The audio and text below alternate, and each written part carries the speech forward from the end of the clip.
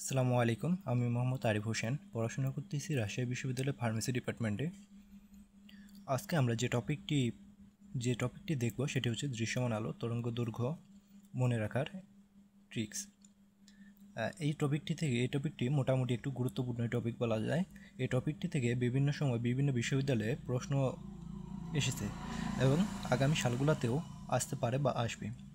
এই টপিকটি থেকে Jahangirnagar, Chittagong, Rajshahi university, Jagannath university, JUST সহ বিভিন্ন ইউনিভার্সিটিতে বিভিন্ন সময় প্রশ্ন এসেছে। ইসলামিক ইউনিভার্সিটিতেও এই টপিক থেকে প্রশ্ন হয়েছিল বিগত বছরগুলোতে।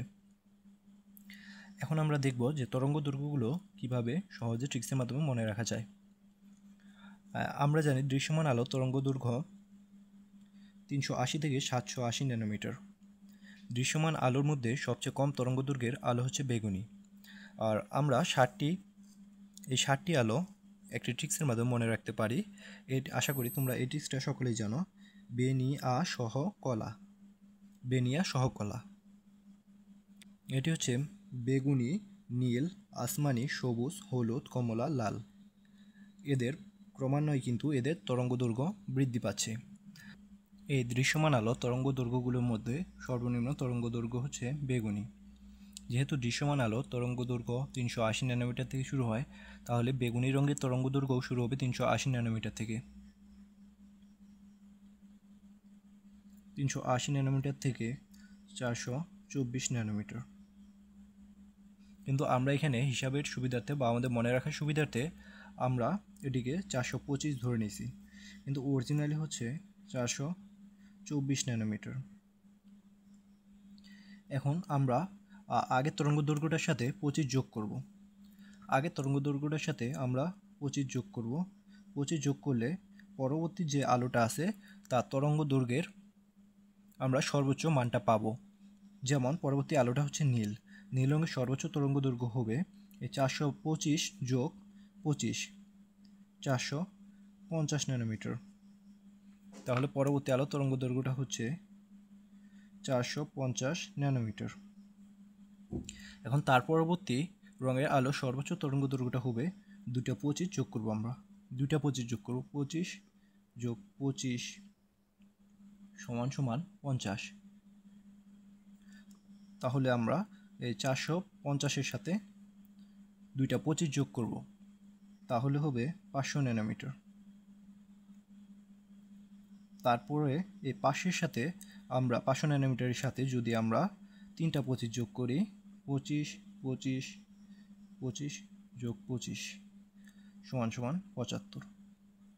75 যোগ করলে আমরা তার পরবর্তী আলোর সর্বোচ্চ তরঙ্গ দৈর্ঘ্যের মানটা পাবো 575।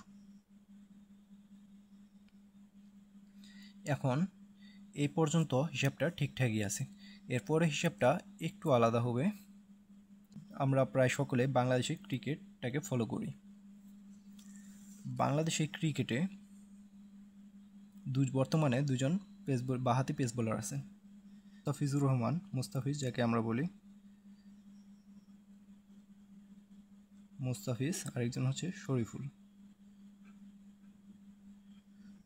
এখন ভাই বলতে পারো যে মুস্তাফিজ আর শরীফুলের টপিকটা এখানে কেন আসলো? কারণটা হচ্ছে এখনই তোমরা বুঝতে পারবে।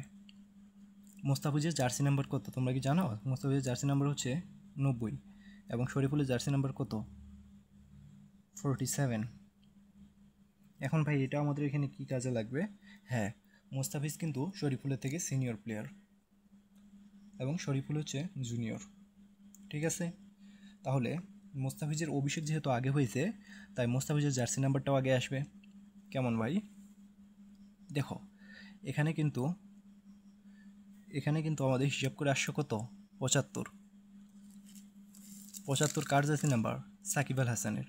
তার মানে এখন বাকি সিরিয়ালগুলো আমরা কিছু প্লেয়ারের নামের মাধ্যমে মনে রাখতে পারি। যেমন আমরা এখানে দেখলাম মুস্তাফিজের জার্সি নাম্বার কত? 90। তাহলে এখানে আমরা 575-এর পর লিখতে পারি 90। এখন কত 90? 590। তারপর একটা মুস্তাফিজের পর আমাদের আর একজন বাঁহাতি বোলার আছেন, তার নাম হচ্ছে শরীফুল। তার জার্সি নাম্বার কত? 47। তারপরে চিহ্নটাও আমরা দিব কি? তারপরটাও আমরা লিখব 47। এটা হবে 647। এবং সর্বশেষ যে রঙটি আছে সেই রঙটি হচ্ছে লাল। এই লাল রঙের তরঙ্গ দৈর্ঘ্যের সর্বোচ্চ মান কিন্তু হবে সর্বোচ্চ আলোর তরঙ্গ দৈর্ঘ্য, সেটা কত? 780 ন্যানোমিটার। ঠিক আছে, এখন শুরুর তরঙ্গ দৈর্ঘ্যটা কোনটি হবে? দেখো এখানে কত আছে? 380 থেকে 424, কিন্তু এটাকে আমরা ধরে নিছি কত? 425। এখানে আমরা লিখব কত তাহলে? 424। 424 থেকে 550, তারপরটা কত হবে? 450 থেকে 500, তারপরটা কত হবে? 500 থেকে 575। এভাবে চলতে থাকবে।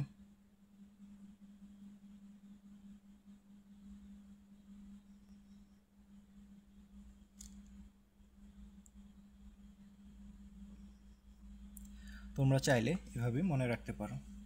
কিন্তু ভাই তোমরা তো বলতে পারো যে পরীক্ষার সময় তো আমরা সময় অনেক কম পাবো, কিভাবে ভাইয়া এটা আমরা দ্রুত সলভ করে ফেলবো?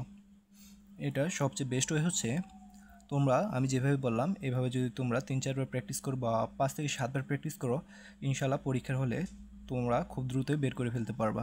পরীক্ষার হলে আমি যেভাবে বের করতাম আর কি, ধরো আমাকে হলুদ রঙের একটি তরঙ্গ দৈর্ঘ্য বের করতে হয়েছে। ধরো যে আমি হলুদ রঙের তরঙ্গ দৈর্ঘ্যটা বের করব, তখন আমি এই পর্যন্ত লিখতাম বেনি আ স হ। এই পর্যন্ত লেখার পর এটা তো আমি জানি 380 থেকে শুরু হবে, 380 থেকে 424 হয়, আমি 25 ধরতাম। তারপর এটার সাথে 25 যোগ করতাম। কত যোগ করতাম? 25। তার মানে হচ্ছে আমার 424 থেকে 25 যোগ করলে 450। তারপর এটা হচ্ছে 450 এখানে। এখন 450-এর সাথে আমি দুইটা 25 50 যোগ করতাম, তাহলে 50 যোগ করলে 500। তারপর এটার সাথে 75 যোগ করতাম, কারণ কি? কারণ 3টা 25 75, তার মানে হচ্ছে 575। এই 75-এর পরে হচ্ছে প্লেয়ার, মানে 75 কি সাকিব আল হাসানের জার্সি নাম্বার না? এরপর থেকে দুইটা প্লেয়ারের জার্সি নাম্বার হবে। প্রথম হচ্ছে মুস্তাফিজের কত নাম্বার জার্সি? 90। কত? 590। দেন এইভাবে আগের সংখ্যাটা হচ্ছে 475, 575 এটা বসাই দিতাম। এভাবে খুব দ্রুত আমি সলভ করে ফেলতাম পরীক্ষার হলে। বুঝতে পারছো? আর এখানে আরেকটি বিষয় হচ্ছে আমি এটাকে মনে রাখতাম এইভাবে যে 25 25 50 75, অথবা তোমরা এইভাবে মনে রাখতে পারো যে 25 25 করে বাড়াবে এই পর্যন্ত, যখন 75 আসবে 75 হচ্ছে একজন প্লেয়ারের জার্সি নাম্বার, উনি কিন্তু বাঁহাতি বল করেন, সাকিব আল হাসান। দেন তারপর দুইটা প্লেয়ারের জার্সি নাম্বার বসিয়ে দিলে হয়ে যাবে, যেমন 90 মুস্তাফিজুর রহমান এবং 47 হচ্ছে শরীফুল ইসলাম।